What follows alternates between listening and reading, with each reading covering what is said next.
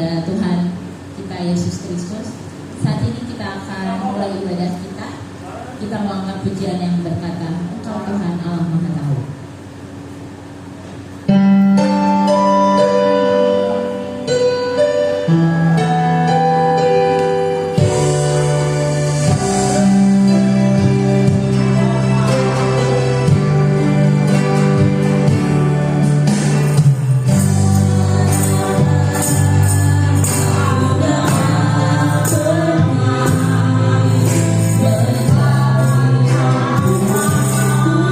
Tuhan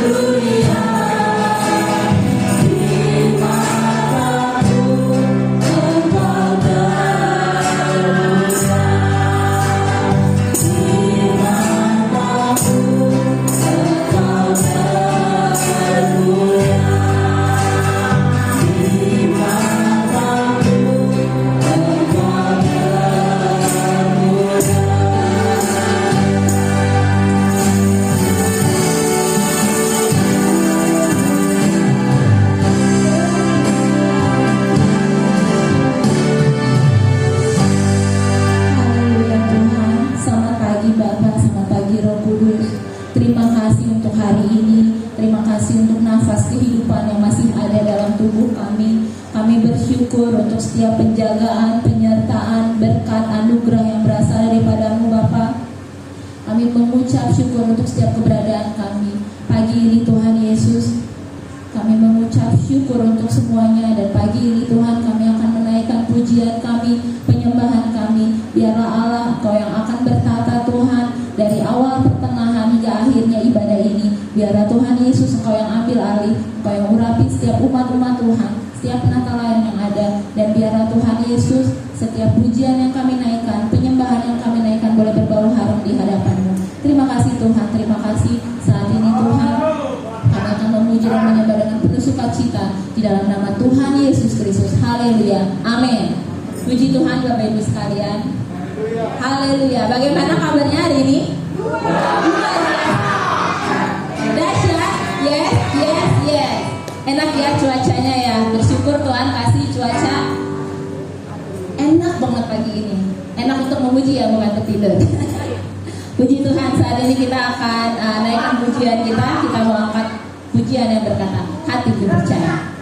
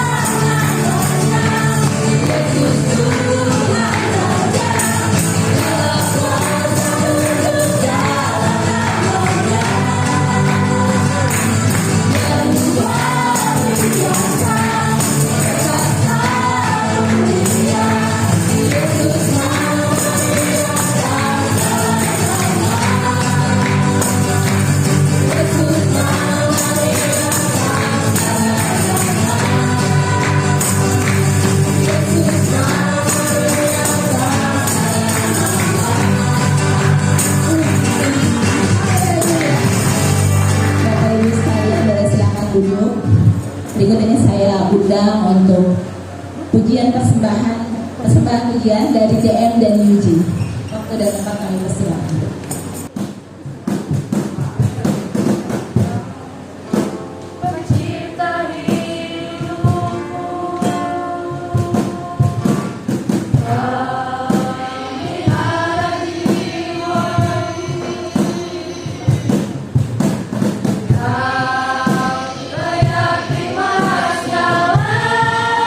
Pujian, ku naikkan syukur.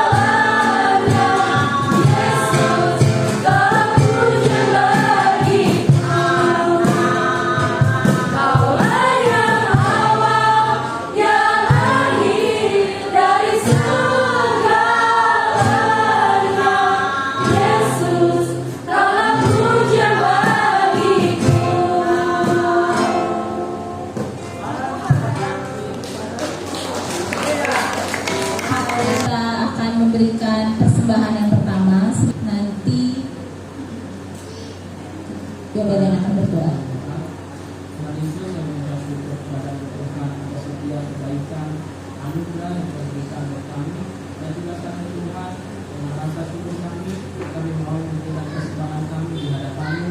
Tuhan berkati setiap orang yang memberi dengan kesukaan hatinya, dan Tuhan juga menilai setiap pemberian yang Tuhan sudah berikan.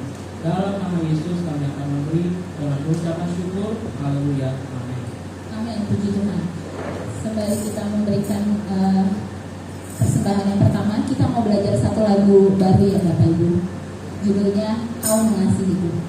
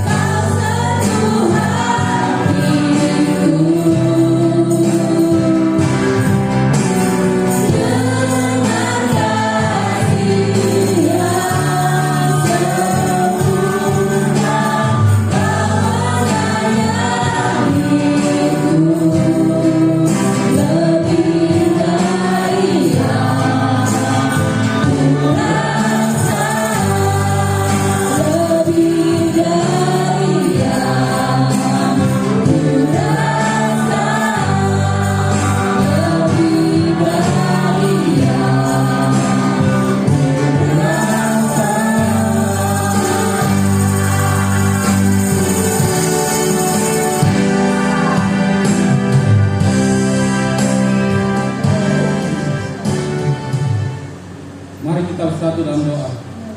Bapa kami yang baik, kami mengucap syukur ya Tuhan.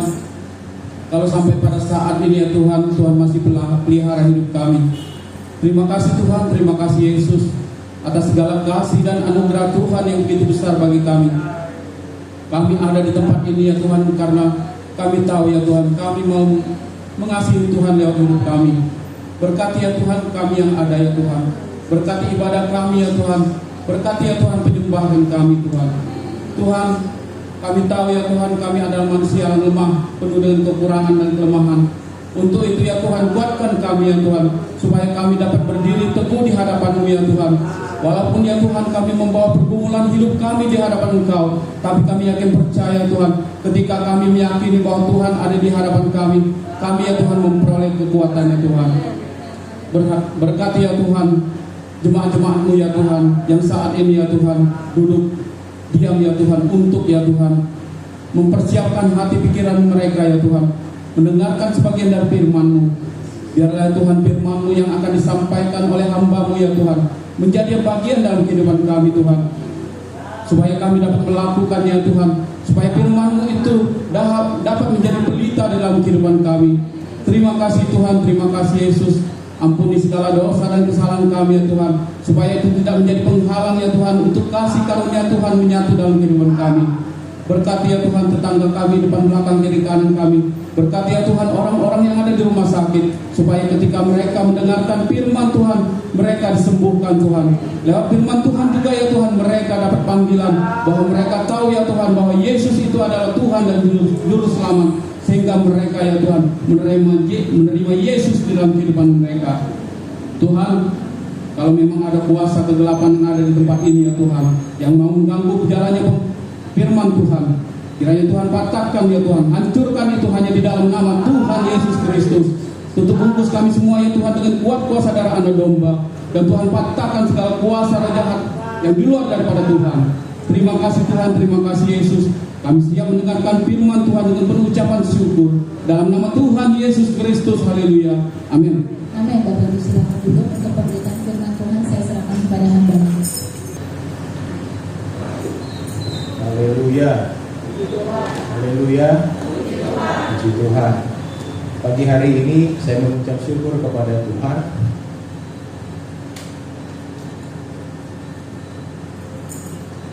Ada yang banjir? Ada kena banjir?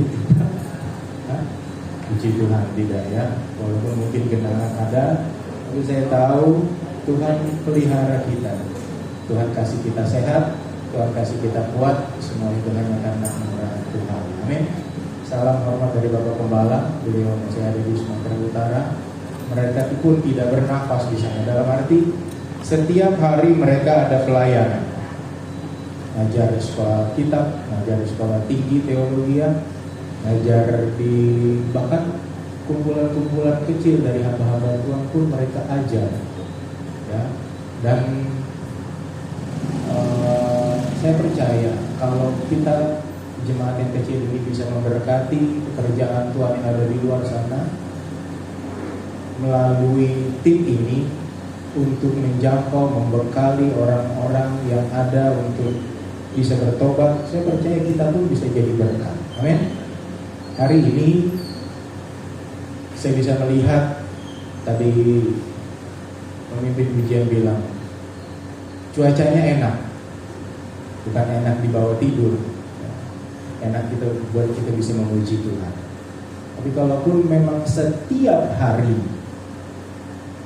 panas sekalipun, ibadah pun kita bisa menikmati itu karena ada kehangatan, ada keademan dari Tuhan ngasih buat kita nih, ya. Kita bisa datang duduk di tempat ini sama-sama kita memuji Tuhan. Dan saya percaya pulang kita rasa cukup ada. Kita tidak akan pulang dengan rasa untung, cari untung, tidak. Karena seringkali anak-anak Tuhan, bahkan tidak sedikit hamba-hamba Tuhan datang ke rumah Tuhan itu cari untung. Ya, ada nggak? Ada nggak? Gak usah bicara anak-anak Tuhan deh.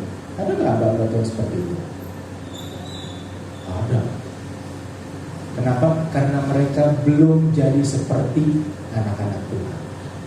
Saya percaya anak-anak Tuhan yang memang menerima konsep Tuhan, menerima dasar kebenaran firman Tuhan, datang ke rumah Tuhan bukan untuk cari untung, betul? Karena pasti akan buntu keluar dari sini. Terima kasih kepada Bapak Gembala, terima kasih buat sidang jemaat memberi kesempatan kembali kepada saya untuk kita bisa belajar sama-sama kebenaran firman Tuhan. Saya belajar, berdiri di sini pun belajar. Ya, tapi saya mau bilang, mimbar ini adalah panggung sandiwara. Kalau Anda mau tahu hidup saya, hidup bersama dengan saya 1 minggu. Jangan lihat waktu saya ataupun hamba-hamba Tuhan berdiri. Hamba-hamba Tuhan itu saya tidak berbicara pendeta saja, ya, pemimpin pujian, para singers, pemain musik, sampai usher sekalipun. Jangan lihat waktu kami ini ada dalam waktu kita melayani Tuhan, karena semua pasti baik. Oh haleluya, shalom, apa kabar, silakan masuk, mari kita memuji Tuhan. Iya semua, ya, itu panggung sandi. Tapi saya percaya kita semua di sini suka melayani Tuhan. Amin. Benar? Suka nggak melayani Tuhan? Jangan dibalik konsep pikirannya. Waktu saya bekerja di luar sana, saya diberkati Tuhan. Kebalik, ya. Karena saya anak Tuhan, karena saya hamba-hamba Tuhan, saya bekerja di perusahaan, saya bekerja dimanapun saya berusaha, perusahaan ataupun tempat usaha saya itu diberkati karena saya adalah anak Tuhan, ada Tuhan di dalamnya. Pak Beni, tempat Bapak usaha itu diberkati Tuhan karena Pak Beni adalah anak Tuhan. Polanya jangan dirubah. Aduh, ini kita mau pemangkasan karyawan. Kalau mau dipangkas bagaimana? Pertanyaan. Kalau harus dipangkas bagaimana? Ya udah pangkas deh. Tapi saya percaya waktu perusahaan itu memangkas Anda, mereka kehilangan orang-orang hebat. Mereka kehilangan berkat Tuhan. Dan jangan kita punya pikiran, aduh saya nggak tahu nih hidup bagaimana. Semua kita di sini, siapa yang bisa tahu? Sekali lagi saya sering bertanya, siapa yang bisa tahu masa depan? Ada yang tahu masa depan? 1 menit aja ke depan. Ada yang tahu? Ada yang tahu kan? Kita aja udah deg-degan nih. Aduh kemarin hampir seharian hujan. Sosiawan tanya sama saya, gimana Pastori? Pastori aman, tapi air sudah di mulut got. Itu kalau 1 jam lagi hujan, naik ini Pastori. Tapi aman, puji Tuhan, toh? Kita bisa beribadah dalam tempat yang kering. Terima kasih kepada Tuhan. Saya bertanya tadi, kita suka nggak melayani Tuhan? Di sini ada adik saya, dia dari Lampung. Dia anak dari hamba Tuhan GPDI Pagelaran, Bapak Korban Yusuf ini. Yang berdiri dulu, ya, namanya Yoel. Ya, puji Tuhan. Selama kamu belum ada tempat ibadah, silakan beribadah di sini. Dia bekerja, silakan duduk. Dia bekerja di Pegadaian Pasar Senen ya. Jadi dia ngekos itu di Paseban. Jadi dia dari Paseban ke sini. Karena bingung mau cari ibadah, tempat ibadah itu di mana. Saya bilang, bingung-bingung, udah kamu datang aja dulu Sukapura, ntar kita ngobrol deh. Ya, lihat, inilah tempat pelayanan yang memang seperti Bapak kamu layani, seperti ini. GPD Pagelaran itu seperti ini. Ya, jemaatnya, kasih sayangnya itu sama, hampir sama seperti GPD Sukapura. Lebih baik kamu hadir di sini. Ya, daripada kamu masuk ke gereja besar, tenggelam kamu nggak diperhatiin apa-apa. Tapi waktu kamu nanti sudah ada tempat berpijak di dekat daerah sana, dekat kantor, bertumbuh dari sana. Amin. Ya, itu sekilas info. Saya percaya dia pun haus untuk melayani Tuhan.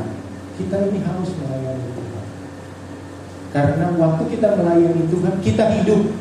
Waktu melayani Tuhan, kita jadi berkat buat orang banyak.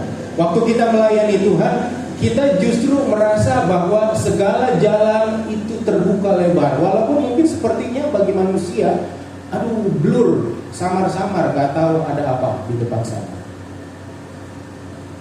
Tapi pertanyaan saya, kita di sini pernah ada yang menonton konser gak? Blackpink mau tampil kapan? Kok ketawa sih kita?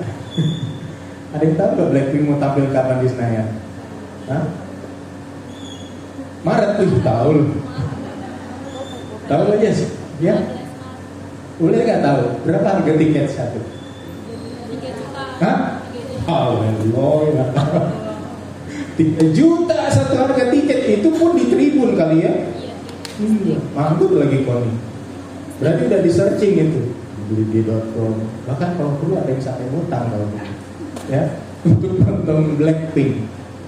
Tapi nih kan kita nggak tahu masa depan. Waktu sudah beli tiket, waktu sudah hari H, yang tampil itu adalah trio Kwek-Kwek. Rasanya gimana?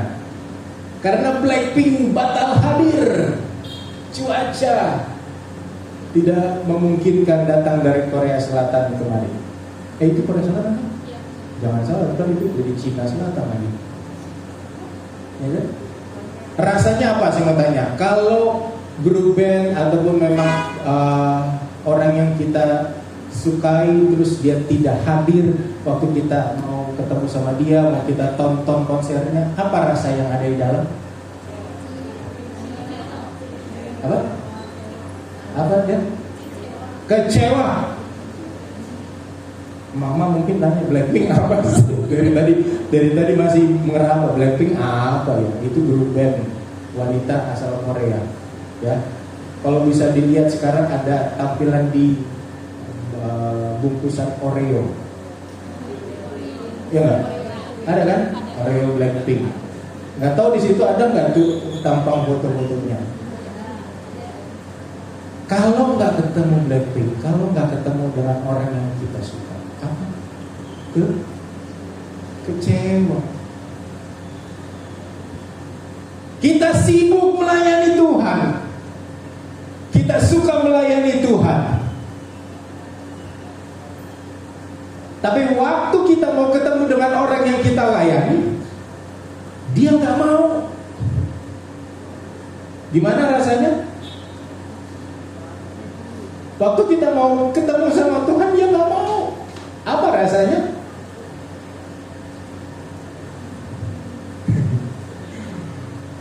David bilang sedih.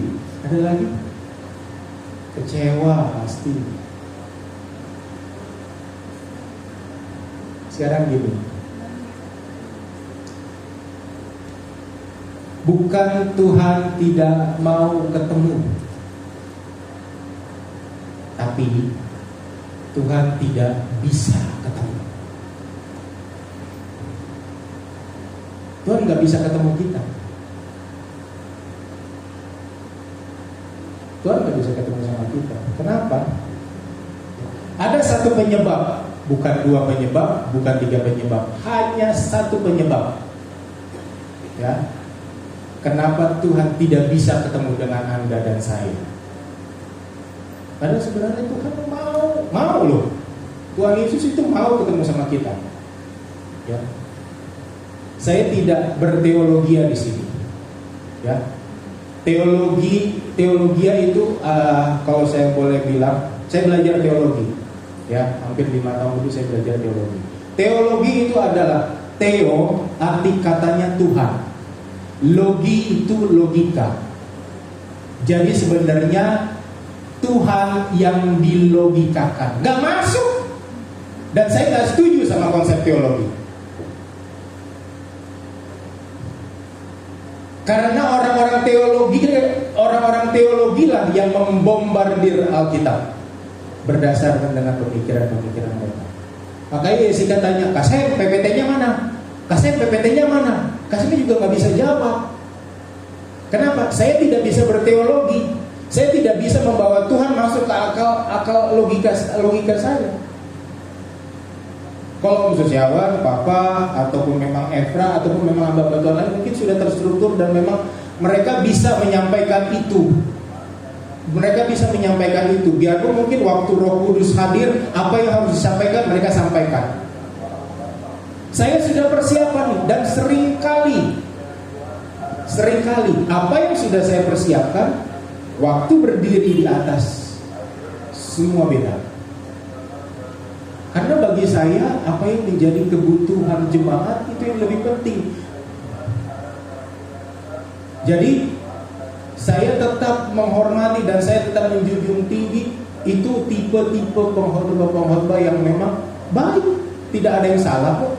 Karena memang sudah dipersiapkan jauh-jauh sebelumnya. Dan Tuhan mau melalui orang yang menyampaikan lewat PPT ini, apa yang memang Anda bisa lihat di PPT itu bisa dicatat dan itu bisa direnungkan. Hari ini ketemu dengan tipe pembicara seperti saya. Yes, tampilkan saja deh ayatnya. Ayat pertama kita berdiri, kita akan baca ayat ini sama-sama. Matius pasal 5 ayat yang ke-9.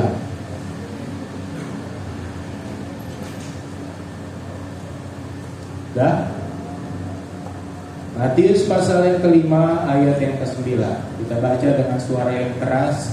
Buka suara sama-sama. 2, 3. Berbahagialah orang yang membawa damai, karena mereka akan disebut. Sekali lagi, 2, 3. Berbahagialah orang yang membawa damai, karena mereka akan disebut. Amin. Puji Tuhan, silakan duduk. Berbahagialah orang yang membawa damai, karena mereka akan disebut anak-anak. Orang yang membawa damai itu seperti apa sih? Orang yang membawa damai itu seperti apa? Boleh nggak saya mau kita bisa berinteraksi, karena memang saya mau Bapak Ibu teman-teman semua terbuka nih. Ya, pemikirannya, alam bawah sadarnya terbuka, berpikir bahwa Tuhan itu bukan hanya berbicara sama saya, tapi sama berbicara dengan juga Bapak Ibu sidang jemaat yang ada. Orang yang membawa damai itu apa sih? Boleh? Kalau ada orang itu, suasana jadi enak gitu. Oke. Jessica, bukan Jessica ini, Jessica Pak. Siap-siap ya, ini saya punya karunia menunjuk. Apa Jess? Iya, bawa damai. Orang ciri-ciri orang yang membawa damai itu apa? Tenang kok, kita masih ada 2 jam ke depan. Apa? Berkarakter Kristus, kata orang depan. Siapa orang depan itu? Oh, si Nathan. Apa? Orangnya ceria, orang yang membawa damai itu ceria. Kalau Pak Herman tahu apa? Jangan bilang orangnya jenggotan. Apa? Orang yang membawa damai. Senang, tenang. Orang yang membawa damai itu tenang, teduh. Orang yang membawa damai itu adalah simpel aja. Orang yang nggak punya orang yang nggak punya musuh.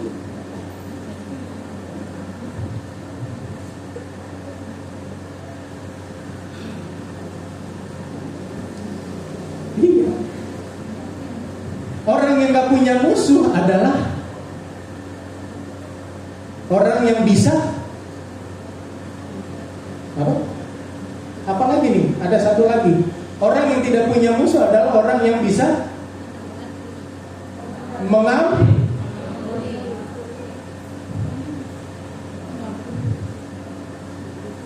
Orang yang tidak punya musuh adalah orang yang bisa mengampuni. Apa ciri orang yang tidak bisa mengampuni? Ya banyak musuh, sudah pasti. Cirinya aja deh. Keras kepala, egois, bilang, wah itu sih bagi saya ini ya, ada yang sederhana sebenarnya. Nih kayak gini, aku mah nggak marah sama kamu, aku mah nggak sebel sama kamu, tapi malas ketemu aja, ya sama aja. Sama aja itu mah, ya itu malas ketemu. Terus apa lagi?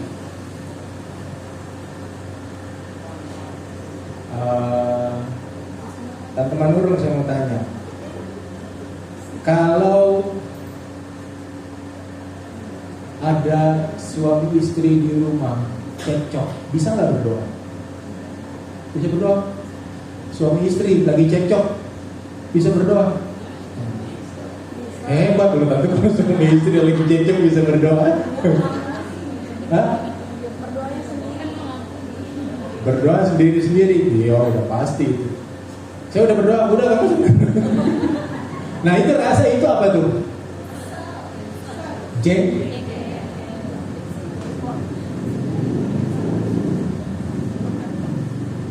Saya mau tanya nih, lebih mudah mengundang Tuhan atau mengundang setan? Maksudnya?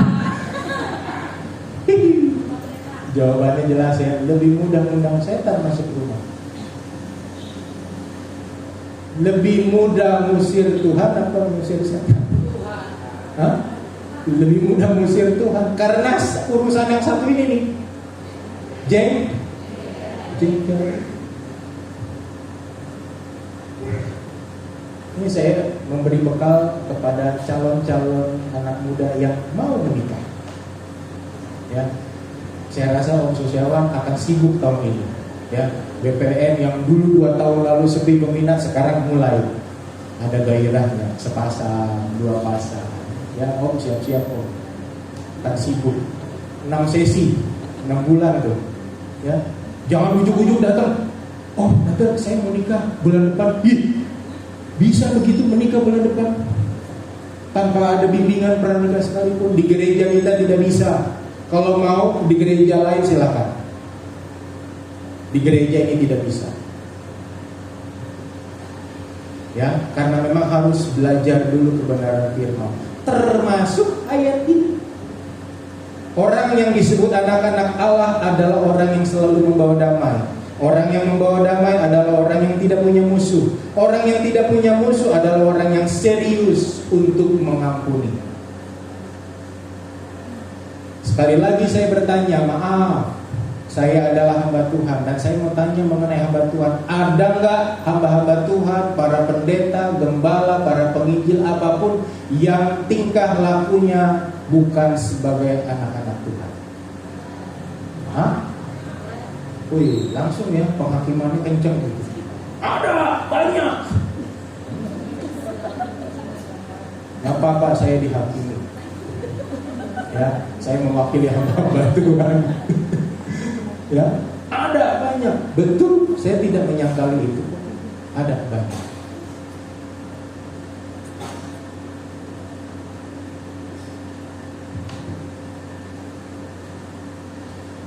Tapi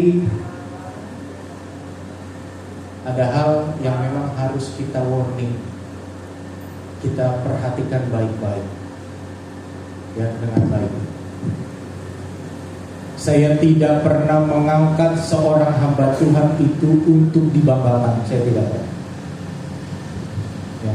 Hamba Tuhan itu pernah saya bilang beberapa minggu yang lalu, hamba Tuhan itu adalah keset. Hamba Tuhan itu bahasa lainnya, kalau diterjemahkan ke bahasa Ibrani, hamba Tuhan itu adalah doulos. Doulos itu artinya apa? Budak. Jadi sebenarnya kami ini gak ada arti apa. Kami ini gak ada arti apa-apa. Kami cuma budak. Kami tempat keset orang. Kami tempat keset jemaat. Kami tempat keset orang-orang yang memang, hey, kamu ini cuma bicara Tuhan saja, tapi kamu gak pernah melakukan. Terima kasih. Tapi belajar dari sosok yang namanya Daud. Berapa kali Daud mau dihantam dan mau dibunuh oleh Saul?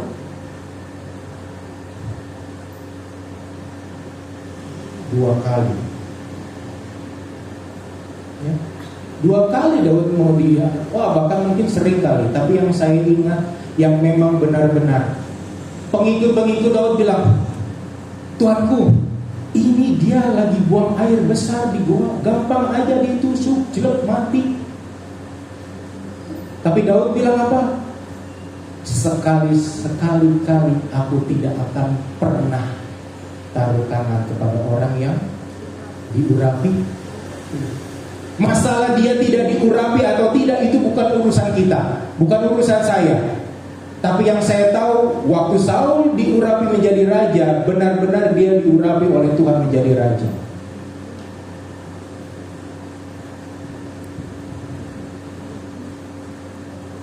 Saya pun harus benar-benar menyampaikan ini sama kita.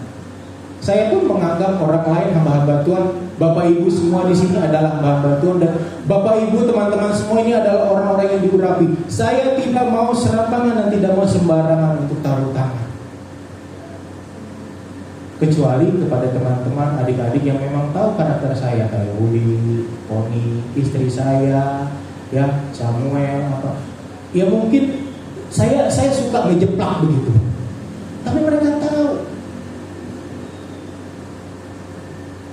Dan saya percaya sidang jemaat Tuhan yang sudah hidup bersama dengan saya, bersama dengan kami keluarga gembala puluhan tahun, bukan cuma belasan tahun, bukan cuma tahunan biasa, puluhan tahun. Bagaimana karakter kami, jatuh bangunnya kami sebagai keluarga hamba Tuhan. Tapi kami berdiri di sini bersama dengan kalian, bersama dengan Bapak Ibu, teman-teman semua, tetap ada di dalam pelayanan pekerjaan Tuhan, karena kita ini saling menopang, saling mendukung. Amin.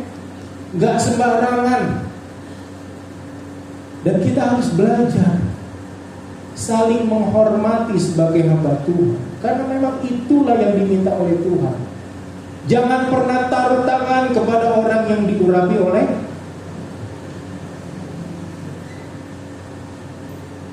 Hari ini saya mau bertanya lagi, banyak pertanyaan, ya, banyak pertanyaan. Mana yang lebih susah? Hidup punya musuh atau hidup tidak punya musuh?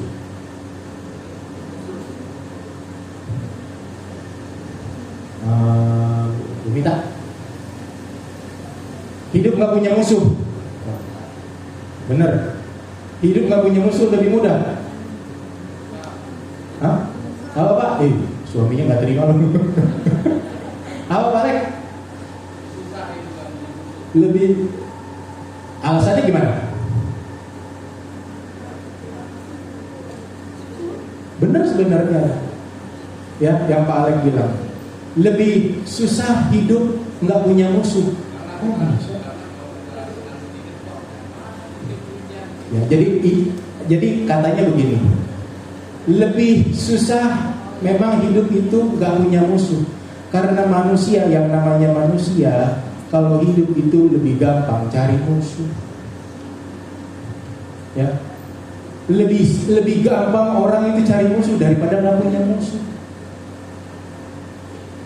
Ya, pemikiran-pemikiran ini tuh harus kita tanam nih. Kalaupun memang saya mau sampaikan satu contoh, ya.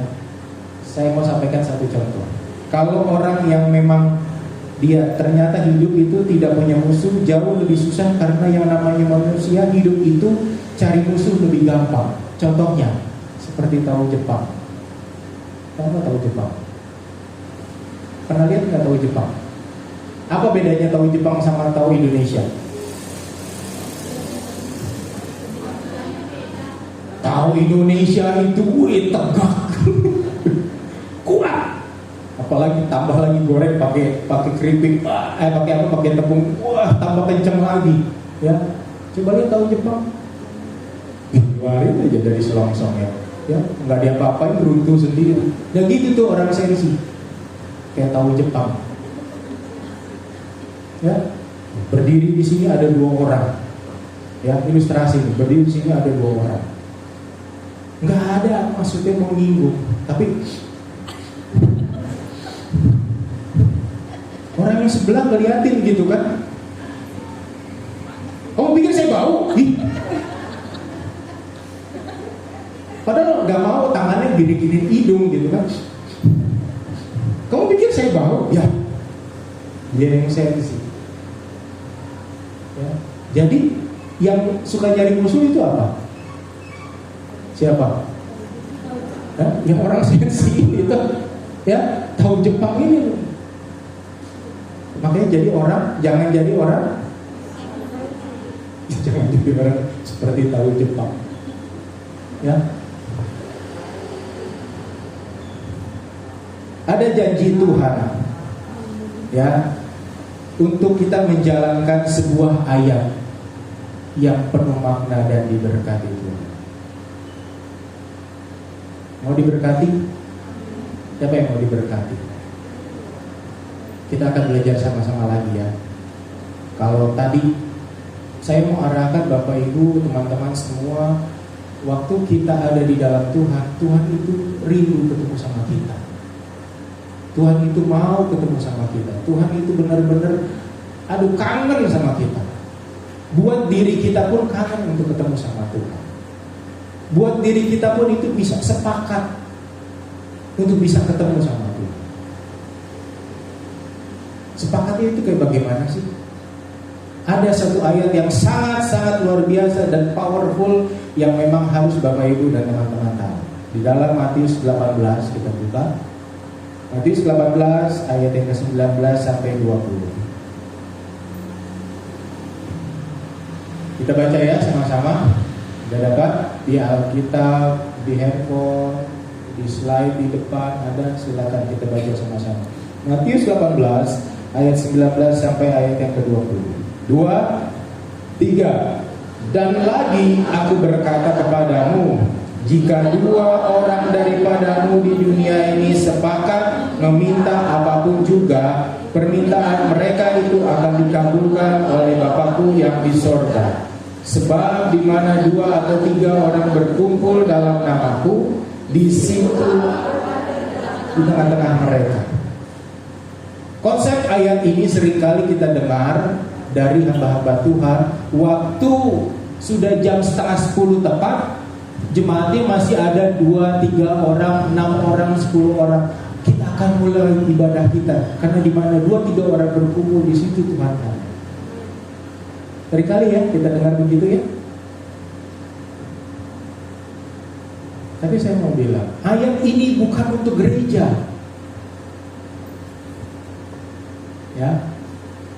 Nah sekarang saya mau ajak Bapak Ibu teman-teman berteologi di sini. Kita akan belajar satu pengajaran yang benar, Ya. Ayat ini bukan untuk gereja. Ayat ini untuk keluarga. Di mana 2 orang sepakat. Siapa 2 orang itu? Suami istri. Waktu suami istri sepakat, apa yang diminta? Apa aja yang diminta? Apapun yang kamu minta dikasih. Asal sepakat, bukan sepakat asal sepakat. Sepakat yang benar-benar sepakat, satu hati, satu jiwa, satu roh. Aduh, bagaimana saya bisa sepakat dan saya bisa diberkati keluarga saya? Banyak ibu-ibu curhat sama saya. Waktu ke pemakaman salah satu jemaat Jalan Mangga minggu lalu, ada beberapa ibu-ibu curhat sama saya. Terima kasih ibu-ibu mau curhat. Ya, daripada dia curhat sama orang yang lain, daripada mungkin curhat sama suami nggak bisa, ya sudah sama saya. Tapi saya nggak sendiri. Ya, ada pengerja. Dan itu memang benar jelas mereka curhat. Bagaimana kalau saya tidak bisa sepakat dengan suami? Bagaimana kalau suami kembang kempis, tidak ada di dalam rumah Tuhan, tidak ada di dalam gereja, tidak ada setia di dalam Tuhan? kalau masuk ke dalam konseling pernikahan, nih, minta maaf sekali, saya cuma menyatakan jelas, ya. Kalau ada laki-laki yang tidak berfungsi dalam keluarga, konseling pernikahan itu jelas menyampaikan bahwa Anda salah menikah. Jahat ya? Jahat. Jadi ibu-ibu yang memang sepertinya ditelantarkan di rumah sendiri itu jahat. Tapi saya mau bilang, Alkitab nggak pernah bilang begitu. Makanya kalau ada psikologis yang bisa tahu ayat ini, kebenaran ayat ini, wow, dia bisa terapkan ke dalam keluarga mereka waktu keluarga itu konseling sama psikologis ini. Itu powerful sekali, itu luar biasa sekali. Saya belajar baik, ya, karena setan itu lebih rajin dari kita untuk baca firman Tuhan loh. Setan baca firman Tuhan nggak? Baca. Justru celah-celah yang istri seperti inilah, ya, dengan kondisi istri yang aduh, saya nggak bisa disepakat, saya nggak bisa melihat keluarga saya seperti ini terus, tapi saya nggak bisa maju. Kenapa? Karena kepala rumah tangga saya nggak berfungsi. Oh, teman, saya mau sampaikan, melalui kelakuanmu, baik di Kristen ataupun di Islam, bilang waktu istri baik, setia sama Tuhan, ada di dalam ladang Tuhan, ada di dalam pekerjaan Tuhan, suami diberkati, anak-anak diberkati. Tapi hanya temporary, hanya sementara. Waktu suami sudah berfungsi, kembalikanlah mandat itu kepada suami. Jangan kau ambil terus tanggung jawab untuk keluarga. Makanya keluargamu keteteran. Kenapa? Suami kok nggak bisa apa-apa. Padahal suami bisa bertanggung jawab. Hanya saja mandatnya itu nggak diserahkan kepada suami, dipegang terus. Pernah saya juga sampaikan, ada satu makhluk namanya pok-pok di Manado. Tahu nggak? Tahu nggak pok-pok? Pok-pok di Manado itu adalah satu makhluk tanpa kepala. Jadi kayak apa ya? Kuntilanak lah ya. Kuntilanak masih ada kepalanya. Pokoknya itu kepala kemana, badan cuman leher dan badan saja. Begitulah kalau suami tidak berfungsi. Suami kayak leak, badan leher ke bawah itu ditangani sama istri. Bukan berkat yang diterima, tapi kutuk. Bu, saya tidak menghakimi, tapi saya mau sampaikan dengan kasih Kristus, jangan pernah sangkal pernikahanmu. Amin. Jangan pernah sangkal pernikahan Anda. Melalui Anda, melalui kita semua, keluarga diberkati. Bertahan terus. Bertahan terus. Karena saatnya, satu saat nanti, even pun memang, walaupun memang harus suami itu bertobat 5 menit sebelum dia mati, yang penting dia bertobat. Enak sebenarnya mati kayak begitu sih, ya. Ada yang mau datang nggak? Mari kita berdoa sama-sama. Tapi jangan sampai seperti itu. Waktu hayat masih di kandung badan, masih bisa suami istri ada di dalam ladang Tuhan, pekerjaan Tuhan. Lakukan terus, perjuangkan terus pernikahanmu. Karena setan tahu gereja akan hancur kalau keluarga hancur. Negara akan hancur kalau keluarga hancur. Dan itu maunya setan. Saya mau tanya sama Bapak Ibu teman-teman, mau tidak keluarga kita hancur? Tidak. Jangan kamuflase jawab itu. Kalau tidak mau hancur, perjuangkan mulai hati ini. Tuhan, ini saya, ini keluarga saya. Saya mau saya bisa jadi berkat. Saya mau saya tidak jadi kutuk. Tolong saya. Makanya Tuhan tuh diajak ngobrol. Jadi kalau ada Bapak Ibu, teman-teman, aduh gue gak bisa berdoa, takut saya berdoa, itu bohong. Karena doa itu harus dilatih. Ya, doa itu dilatih, doa itu latihan. Jadi jangan sikut-sikutan. Waktu disuruh misalnya Pak Beni berdoa, aduh,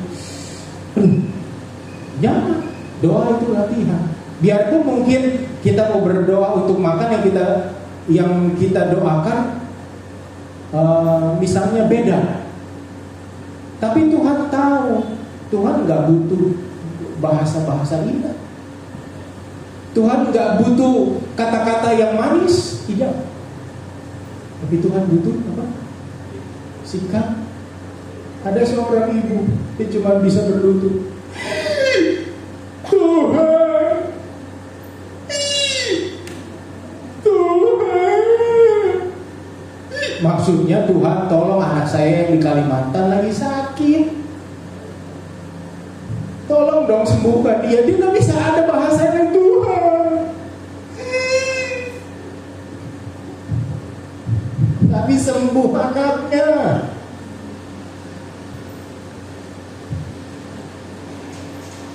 Mencim-mencim. Ya, orang-orang tua, orang-orang China yang tua tuh. Tuhan, tolong anak oi. Dia belak-belak. Bahasanya kan bahasa yang cincin, ya udah begitu ala kadarnya. Apa pas kita dengar dia berdoa, tolonglah anak gue lagi belak-belak. Oh, itu bahasa nggak pantas, nggak bisa kayak begitu. Tapi itu isi hati, suara hati dari seorang nenek, seorang ibu. Tuhan tolong anak saya lagi buang air besar terus sekian. Sembuh nggak? Sembuh karena hati ini berbicara.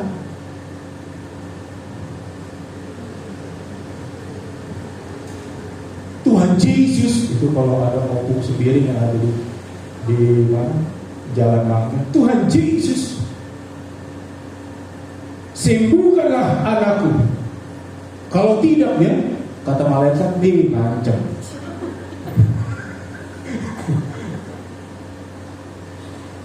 Tapi itu bukan ngancam, tapi itu bahasa hati. Tuhan tolong. Dengan maksud bagaimana saya bisa beribadah, saya bisa benar-benar tulus memuliakan Tuhan kalau sementara anak saya ini lagi sakit. Bahasanya artinya itu seperti itu. Hari ini sepakatlah, kalau mungkin tidak ada suami di rumah, sepakat dengan anak-anak. Ya, karena sekali lagi saya bacakan, dan lagi aku berkata kepadamu, jika dua orang daripadamu di dunia ini sepakat meminta apapun juga, permintaan mereka itu akan dikabulkan oleh Bapakku yang di sorga. Sebab di mana dua atau tiga, terjemahan lain bilang tiga ini ada pihak ketiga. Siapa pihak ketiga di dalam keluarga? Anak ataupun anggota keluarga yang lain.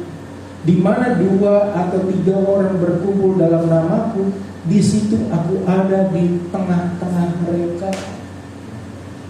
Tidak perlu kaya, tidak perlu miskin, yang penting Tuhan hadir di keluarga itu bercukup.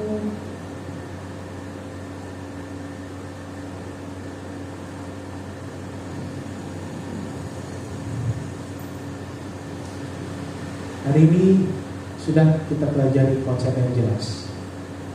Mau enggak Tuhan ketemu sama kita?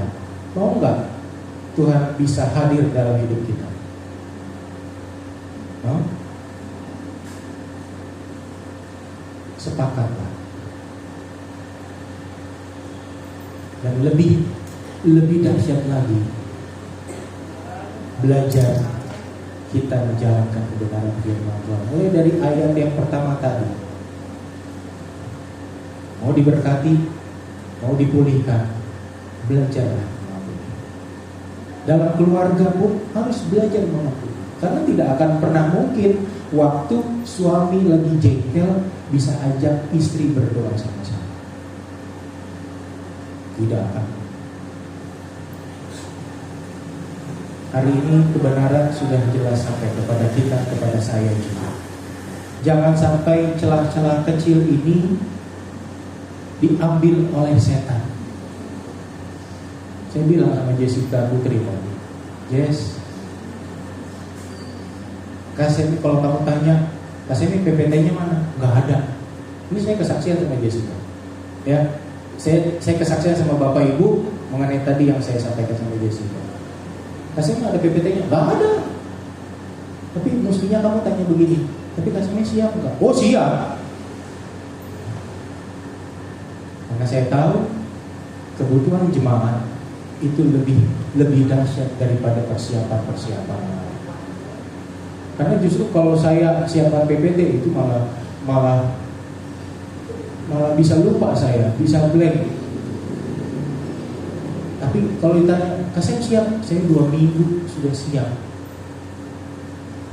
Kemanapun saya berangkat, kemanapun saya melayani, saya pribadi, saya harus mempersiapkan diri. Saya tidak mau, jangan sampai waktu saya menyampaikan Injil yang saya sampaikan, saya sendiri ditolak.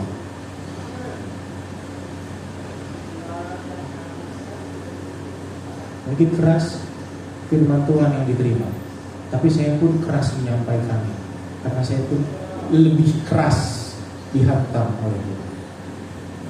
Hari ini Tuhan baik. Para pemusik, well, singers bisa maju ke depan, bantu saya. Nyanyikan sebuah lagu. Lagu ini bukan saya dapat asal saya dapat waktu jagain orang meninggal, enggak.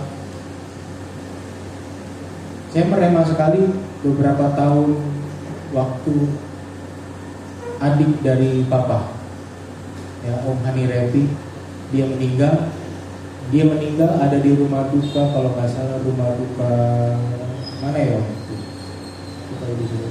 Rumah duka Jelaban atau rumah duka yang ada di Husada.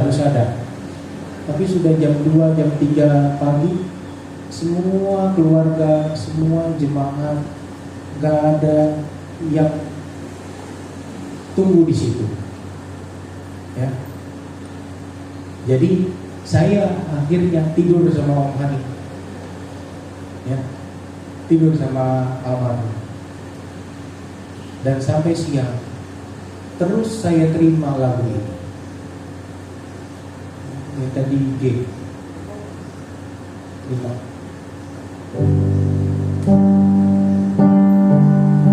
Besar anugerah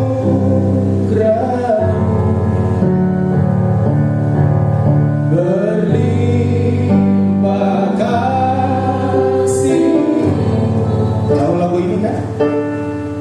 Semakin hari semakin bertambah besar anugerah. Bapak Ibu, saya minta kita tutup mata. Kalau sudah tahu lagu ini, coba direnungkan. Besar anugerah berlimpah kasih. Anugerah Tuhan itu besar dalam kehidupan kita. Anugerah Tuhan itu besar dalam kehidupan Anda dan saya. Tapi hari ini jangan kita pulang sama seperti kita datang. Bawalah kakimu melangkah, bawalah hidupmu melangkah di dalam kebenaran yang daripada Allah. Bawalah hidup kita pulang dengan berkat-berkat yang daripada Tuhan. Bawalah hidup kita pulang dengan anugerah yang daripada Tuhan.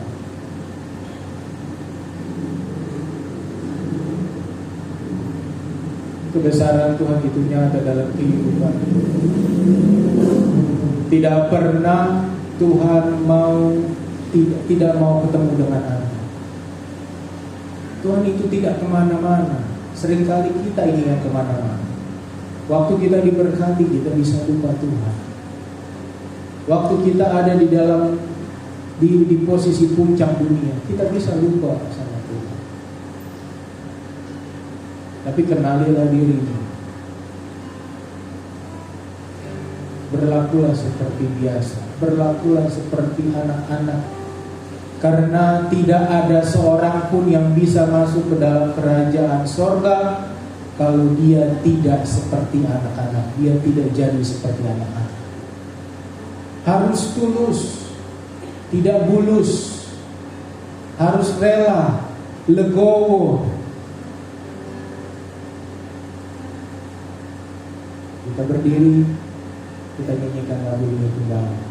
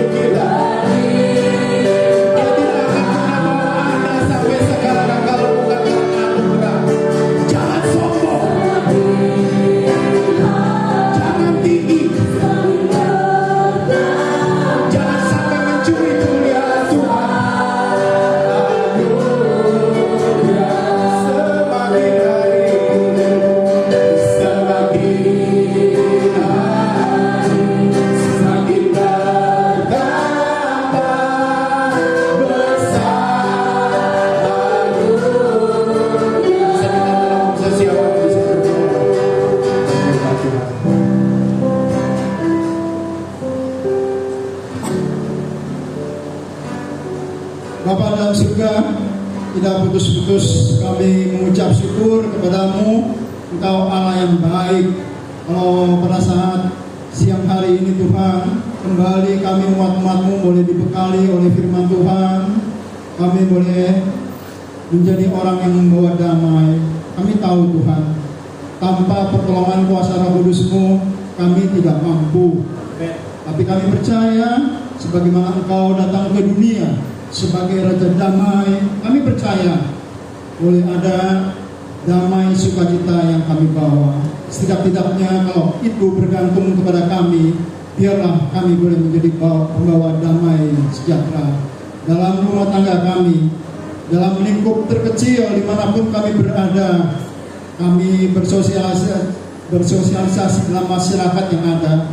Biarlah Tuhan tolong dalam sekolah, pendidikan, pekerjaan, usaha bisnis, semua Tuhan tolong supaya di saat kami ada, lingkungan yang ada boleh dapat tergarami dengan baik, lingkungan yang ada boleh diterangi dengan baik, karena ada kasih Tuhan, karena ada damai sejahtera yang kami bawa yang daripada Engkau. Tuhan tolong ajar kami umat-umat-Mu untuk lebih lagi kami boleh memahami akan karakter Kristus, kami dapat menerapkannya di dalam kehidupan hari lepas hari.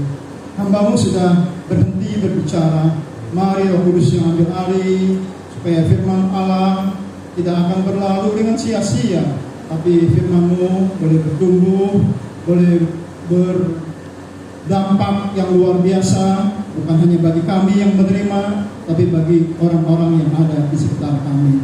Segala puji syukur kami kembalikan kepadamu.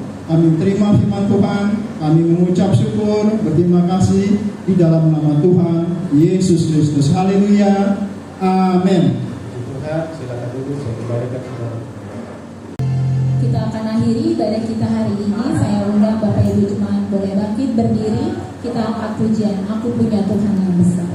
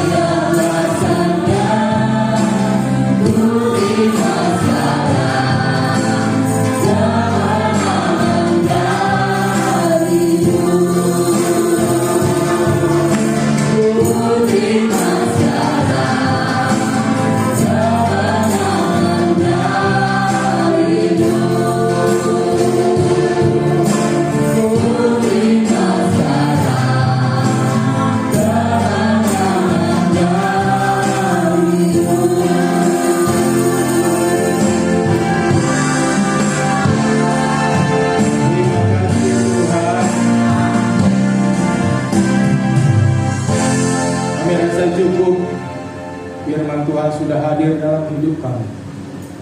Firman Tuhan sudah tertanam, akan bertumbuh dan berbuah untuk hormat dan kemuliaan Tuhan. Kami tidak akan pernah pulang dengan rasa yang tidak puas.